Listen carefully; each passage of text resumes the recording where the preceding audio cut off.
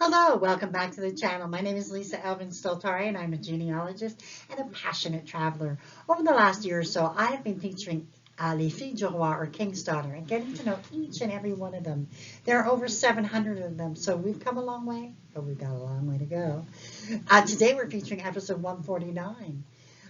But before we begin, I want to show you how you can support the channel. The first three, which you can see on the left, are ways that keep you in the know. Subscribe, like, and notify. The next three are ways that you can help the channel grow. We have Coffee, we have Etsy, and Patreon are all ways of showing your support. And I thank you for those of you who have reached out and are supporting me now. Thank you so much. This is episode 149, Anne Delestre. I have not received a request for her, and she is not in any of my files, but she's a continuation of the story we began in episode 148. I have to tell her story. I will tell everybody's story eventually, but hers was connected. So let's have a look at Anne and her contribution. So Anne, we do not know where she's from. She was born about 1651, somewhere in France. That's all we know. She sailed to New France. There was no dowry. All we have is the knowledge her name was. She sailed on l'Espérance, which is the hope or the wish, September 3rd, 1673. And she arrived. Who was the groom she selected? So the groom that she selected and who selected her, his name was François César de la Gardolette. He was born in 1648. In an unknown location. These are two people from nowhere and somewhere and everywhere. So they got together. So sometime in 1674, a marriage took place in a town called Saint-Ours.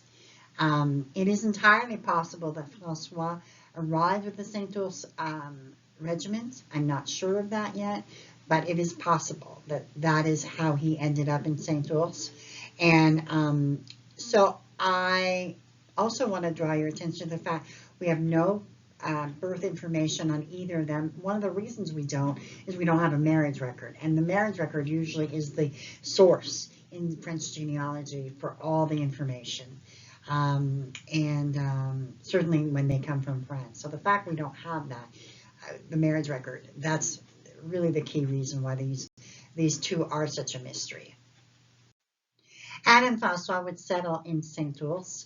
And for a time. Here's a little history of the place. The Seigneurie of Saint-Ours was given by Charles Talon to Pierre de Saint-Ours, officer of the regiment, the Carignan-Sonneur. Many of Pierre's counterparts in the Carignan regiment also received seigneurie, notably de Salles and Contrecoeur. The church registry was first opened in 1681, hence the fact that we don't have any marriage records. They were married in 1674 in Saint-Ours. So one of the first, they were one of the first people to actually, tend to the land in Saint-Ours. They would eventually move from this area. It was just a really kind of wild outpost. So I don't know if this is the reason why they left, but they would eventually move to another location. But before we turn to that, let's have a look at at the 1681 census. We have François and Anne and their children, Marie, Madeleine, Marianne, and Barbe. They have 1 cow and 6 enfants en valeur. So that's pretty good. So they eventually, in about 1681-82, would move to Boucherville, and it was founded by as a seigneurial parish in 1667 by Pierre Boucher himself, who you can see in the pictures, for whom the city was later named. Pierre Boucher did come from Normandy, and after having lived in Quebec City and Trois-Rivières, and being the governor of Trois-Rivières and all of that, Boucher moved, kind of retired to this area, and he founded Boucherville. The first Catholic church of this village was built in 1670, was eventually replaced a brick one in 1712, and then was replaced in 1801 by the current Sainte Famille Church. Several families left Boucherville to found the communities of Saint-Julie and Saint-Bruno, so you might want to Make certain that if this is your family tree and you have people in Saint Bruno and Saint Genis, that maybe this is your heritage as well. So let's have a look at the family that they built. So the family grew. They would have 7 children. Marie-Françoise married Jacques Vigier and had 10 children, 6 of whom made it. Marie-Madeleine would marry Michel Boutin and had 3 children, 2 of whom made it. And then she married Pierre Cardinal and had 3 children, all of whom made it. Marianne would marry Pierre Desgenoux and have 12 children, 7 of whom would make it. Marie Barbe would marry Jacques Louvet and have 3 children, all of whom made it. Marie Marguerite would sadly pass away in childhood. Jean would also pass away. Pierre would marry Marie-Thérèse Collin, and as far as I can see, no children.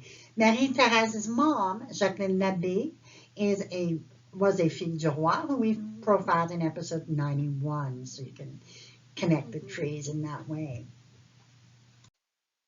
So Anne would tragically die at the age of 33 on January 25th, 1685.